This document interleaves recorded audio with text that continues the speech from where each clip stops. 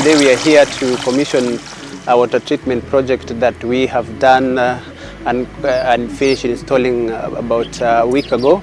This project started with our client, who is Kenya Dryland Education Fund, contacting us for a borehole that they have drilled for a school, which was kind of a turnkey project, which means we had to install the pump, do the solar structure, and also the overhead tank and fence off the borehole.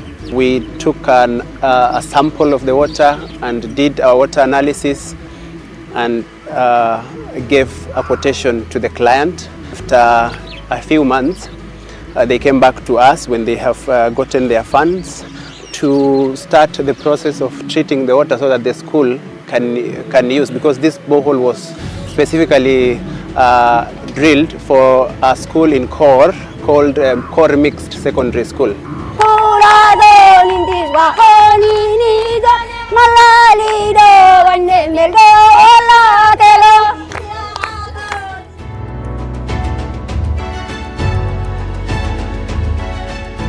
The basic principle of the water treatment system that we have given here is a bit of a new technology, because the place is not connected to the grid, so it had to be powered by solar. So we gave a solution of a batteryless arrow that is going to run during the day using the sun energy. It will not definitely going to be run at night, because there will not going to be sunshine at night. The water is going to be stored when there is sunshine.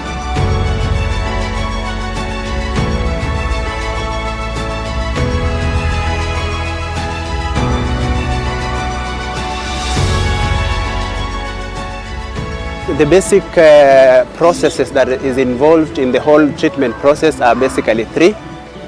We have oxidation and filtration, we have reverse osmosis, and we have post-chlorination.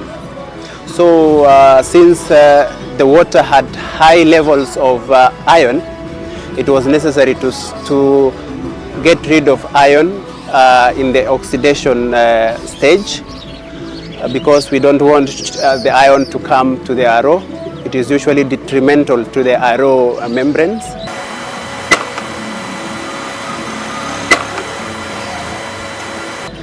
And after that, the water will go through the filtration, the filters of the arrow, and later it will pass through the membranes where all the dissolved minerals are removed from the water, and we end up with the clean potable water. This water is going to be used by the school for cooking, for drinking, and any other use that they are going to see fit. So as Davis and Shatliff, this Marsabit is the first batteryless arrow that we have done, and there are very many opportunities around the county for such projects, and it's definitely a first of many for us.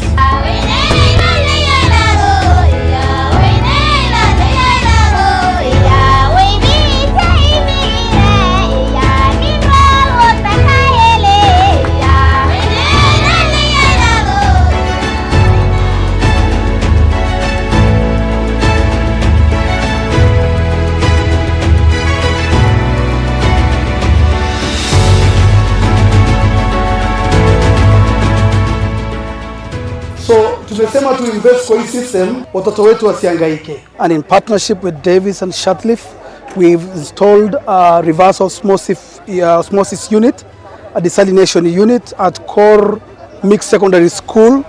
Kenya Dryland Education Fund is a non-governmental organization that works in northern Kenya, focusing on education and also a bit of wash component, bias to schools and making sure schools are conducive learning environment. So the village of Korr has suffered for many years.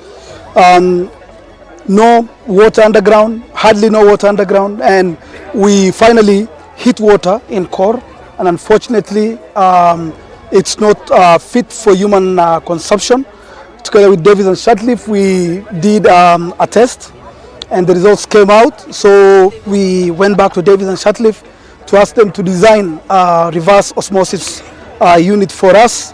And right now, for the first time in Korr, people have safe and clean water. This is a milestone for the people of this region.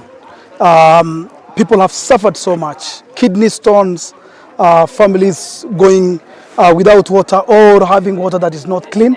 And finally, we have this for them, for Korr Mixed Secondary School, and by extension, the community at large. I would like to thank Davis and Shutcliffe for the partnership we have with KDF and all that we have done together for the community. My biggest attraction to Davis and Shutcliffe is the quality of work that they do, and that they take their work really seriously. They do it meticulously, and there's security also to it. Like if you have a project with them, there's insurance that if whatever happens, you can always redo the project. And this is something most organizations or most companies don't have. We've done this with them in Marsabit, where we had a borehole that sank, and Davis and Shutcliffe, although really hard and expensive, retrieved and fished out all the equipment and redid it, to the best international standards. So I would like to recommend them, and also recommend them for hiring our local engineers from our own area to lead projects in this region. This is a very good example for us, an inspiration for the children of northern Kenya. I would like to say thank you to Davis and Shutcliffe. We will give you our business and we will continue working with you.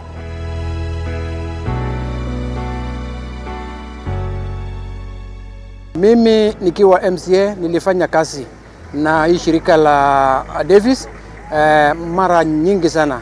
Karibu borehole zangu zote ya hii ward na tuliwahi fanya kazi pamoja. Alafu ile kazi yao, kusema kweli, ile kazi wanafanya ni kazi ambaye haina a shortcut. Wanafanya kazi kulingana na utafiti na kulingana na professionalism yao yenye wako nayo. So nasema asante kwa hiyo kazi. Hapo awali kabla Davis and Shutcliffe hawajaleta hiyo mashine ya kusafisha maji yale yalishimbwa na watu wa KDF, lakini maji hayakuwa yanakunyika wala zitumie kupikia chakula kwa sababu yalikuwa na chumvi mingi sana. Baadaye sasa wakajaribu Davis and Shutcliffe kuja na mashine, wakatuwekea mashine nzuri, wakafanyia huo mfumo wote wa kusafisha maji hadi tukapata maji matamu kama ile ya mineral water.